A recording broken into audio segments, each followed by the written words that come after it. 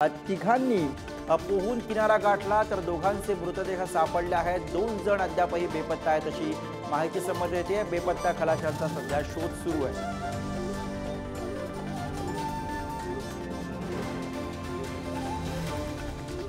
सिंधुदुर्गच्या वेंगुर्ले बंदरामध्ये खलाशी बोट बुडालेली आहे। बोट बुडून यामध्ये 7 खलाशी बुडाल्याची माहिती मिळते। तिघांनी पोहून किनारा गाठलाय तर दोघांचे मृतदेह सापडलेत। अद्यापही दोघांचा शोध सुरू आहे।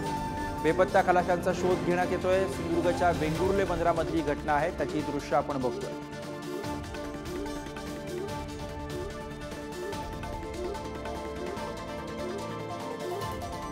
वेंगुर्ले बंदरामध्ये ही बोट बुडाली आणि या बंदरामध्ये ही बोट बुडाल्यानंतर 7 खलाशी यामध्ये बुडाल्याची माहिती मिळते। तिघांनी पोहून यापैकी किनारा गाठलेला आहे। दोघांचे मृतदेह सापडले तर 2 जण बेपत्ता असल्याची माहिती आहे।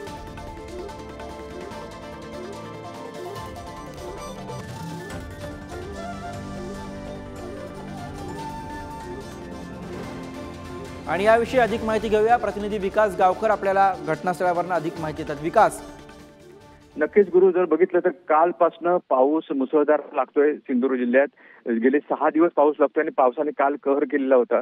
विशेषतः जर बघितलं तर किनारपट्टी भागाबरोबर सावंतवाडी असेल, कुडाळ असेल, या भागात मोठं वादळ झालं, अगदी चक्रीवादळ सदृश परिस्थिती झाली होती आणि त्यामुळे ही बोट कुठेतरी काल फसलेली होती आणि त्या बोटीमध्ये 6 जण होते, त्यातले 4 जण जे आहेत ते बचावलेले आहेत। मात्र आणखी दोघांचा जो आहे तो तपास घेणं सुरू आहे। मात्र जर बघितलं तर सिंधुदुर्ग जिल्ह्यात कालच्या पावसाने अनेक ठिकाणी झाडं उन्मळून पडण्याचे सुद्धा प्रकार घडलेले आहेत। त्याचबरोबर आता जसं गुरु म्हणतोय तसं वेंगुर्ल्यामध्ये सुद्धा दुर्घटना घडली आणि दुर्घटनेत जे बचावले आहेत ते सुखरूपपणे बाहेर आलेत। मात्र जे बेपत्ता आहेत त्यांचा शोध घेण्याची प्रक्रिया अजून सुरू आहे।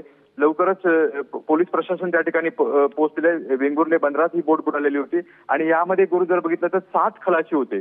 7 खलाशी घेऊन ही बोट जात होती। त्यापैकी तिघांनी पोहून किनारा गाठला तर 4 जण बेपत्ता होते। त्यापैकी काल रात्रीची घटना असून त्यापैकी 2 जण आलेले आहेत। आणखी काही जण बेपत्ता असण्याची शक्यता आणि त्यांचा शोध गुरु सुरू आहे।